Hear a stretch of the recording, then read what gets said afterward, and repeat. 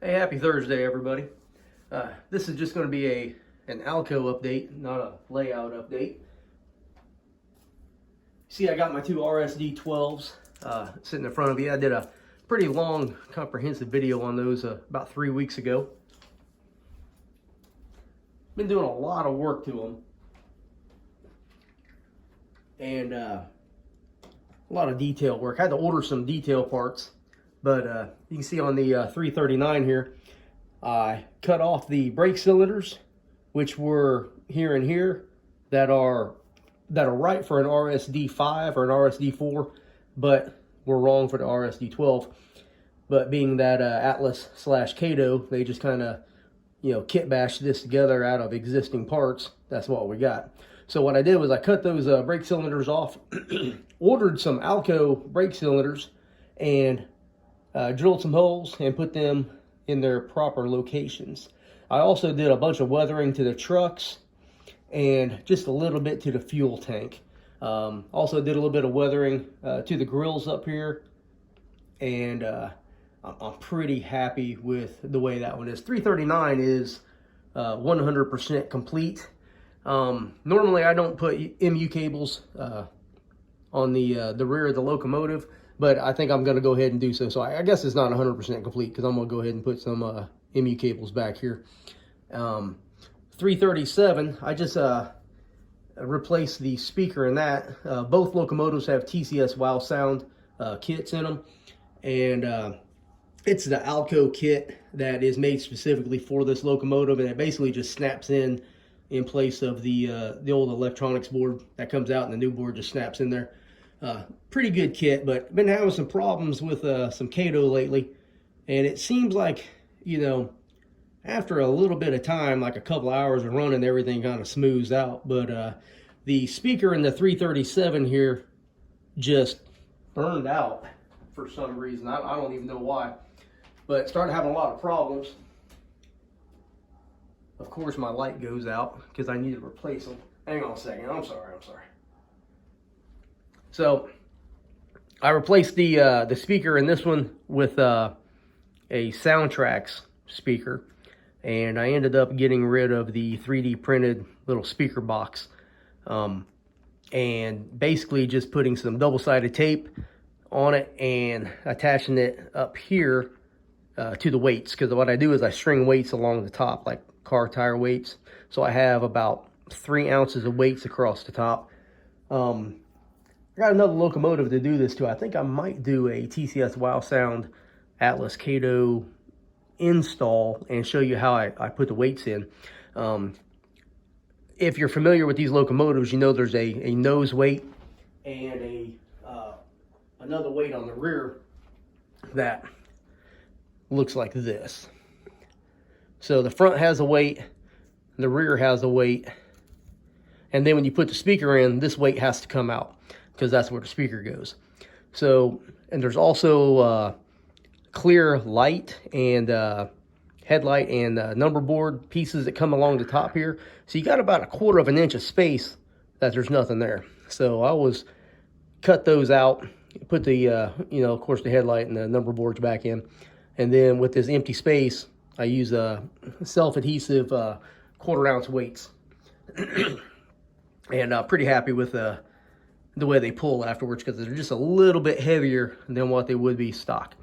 So 337 has yet to get the brake cylinders put on and the re-railers, but that was really what the plan was for tonight. But I started working on a different project.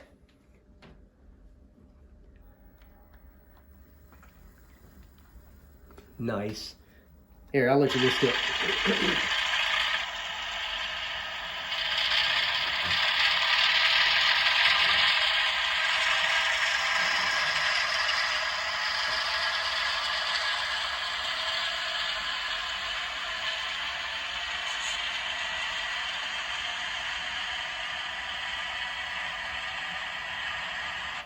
All right, we got the 558 coming up here. And, oh my God. Yeah, I can practice this 100 times and it goes just right. And then, the first time I turn the camera on, everything messes up on me. But I'm not even going to edit it because my last video I mentioned how my wife was sick and I was hoping that I wouldn't get sick, and I got sick. So I'm really not in the mood to be screwing around too much anyway tonight. So I got the 203 here, which is a RS3. It's also an ALCo model. It's based off the nickel plate in their post 1959 scheme, and this model is going to be the Allegheny Midland 203. Allegheny Midland was Tony Coaster's Fantasy Road, and since he used all, you know, phase one and pretty much stock models, you know, that you could buy off the shelf. And so I went ahead and just copied one of his and, you know, numbered it in the right range and everything like that. And it fits in. And once it's decaled, you won't really even be able to, you know, notice the difference. I do need to get a new motor and put in this, because the motor that came in this, I'm putting in an RSD12 that I bought as a dummy. And I knew that Atlas didn't make any dummies, so I bought that one just specifically so I could put a motor in it eventually. So, and this is what it is. So 203 is going to stay a dummy probably until after Christmas, and then I will go and just buy a newer motor and put in. See on the front, I got my Train Airline and MU hoses, a little bit of weathering on the Pilot. And on the rear, same thing. I just put them on. I got the little tiny white number boards done, and that was I don't know, that was a pain in the ass what that was. There ain't no other way to put it. And right in the middle of what I was doing, I looked down and some of my numbers were just missing. So I don't even know how the hell that happened. And but it happened. And I ended up finding them like 3 days later on the floor. I don't even know how they even got down there. And then I got 558. Has been run through the shop. I added the re-railers on the front truck here and the rear truck on the other side. I painted them red because in the pictures they looks like they're red, but some of them just like look really super dirty. And I try to do a little something here and there to kind of, you know, throw a little color in there. So when I worked on the railroad, we had some of the MU covers. The cable covers were red. So I try to do some of that stuff here and there. I don't know if you can see it on this one here, but a little bit of red on there. And then somewhere along the line, when I was a kid, probably, I saw a locomotive that had the bells painted, and the bell is the part of the air horn. And I saw the inside of it was painted red, so I hope you can see that, but I painted the inside of the bell red. I think that's a pretty neat little effect, but just something to kind of jazz it up just a little bit. And I don't know, kind of give you something else to look at so not everything is black. So the 558, like I said, I installed TCS Wild Sound. It's got a row of extra weights. I think it weighs about 2 ounces. No, it weighs about an ounce more than what it did stock. And I went through and programmed everything, and I'm pretty happy with it. And it sounds pretty good too.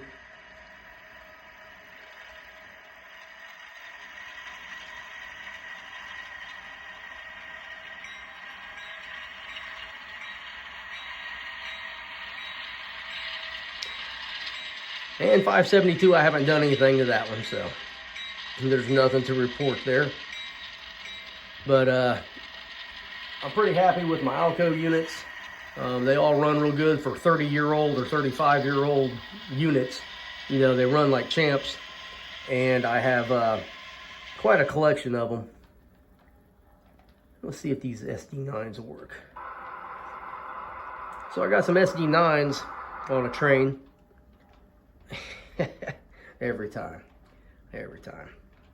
So a Broadway Limited SD9 here on the front, and it does not like the track if it's the least bit dirty. Oh, come on. So these are the next motors to go into the shop.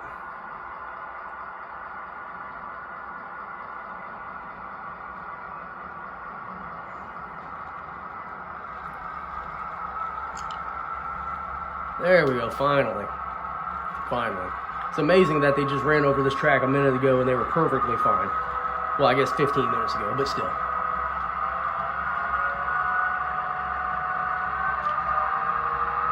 Look at that nice sound.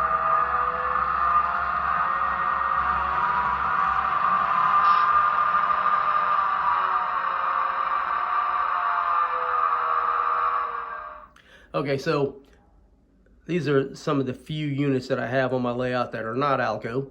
And if you are familiar with the nickel plate, they had a dual headlight arrangement. One was like a Mars light, and it was right here, and it stuck out, and it was really kind of ugly. And then the headlight was below it. So I have some plastic detail parts where I'm going to replace the headlight with the ugly monstrosity that sticks out. And it sticks out about maybe 1/8 of an inch, maybe not even that. And then I have some detail parts that I will put down here, and I'm going to drill them out so the headlights will work on that one. Now, if you notice, both my SD9s are both 345. I mean, that's just a straight coincidence that I found one at a train show, and I ordered one, and I didn't realize I had the same number. But stuff like that happens. Could be worse. But so these are going to go to the shop. One thing I really like about the 345 is there's this little red round thing. That's a low water alarm. It looks like a high school, hallway bell to me. But that's a low water alarm, and I made that out of something and put it on there. I thought that was pretty cool. This model here doesn't have that, but I think I might put it on there anyway because I think it looks pretty cool. And then this one here, 345 in the front. I went through and I put the re-railers up here as well, and the same thing, I guess I put them on the same side. So I think on the 345, it probably had them on the same side. And I thought that was pretty neat. There we go again. So I'm tired of talking already. My throat hurts. If you've watched any of my videos before, I thank you for that. If you watched this whole 12 minutes, I thank you for that. If you're a subscriber, I appreciate you. If you're not, I challenge you to do so. I think today I just hit 800 subscribers. I went up like 150 or 200 in the last 5 weeks. I think that's great. So for everybody who's watching my videos, thank you very much. Leave me a comment. If you want to see something in particular, like an installation of something, or you want to see some scenery work or something, feel free to throw me some ideas down there. Constructive criticism is great. And thank you once again. Give me a like. That'll help out a lot. And you can even hit that notification thing. Normally I don't say that because I forget, but it's okay. So, hey, if you like this video, come back here in a few days and see what I do next.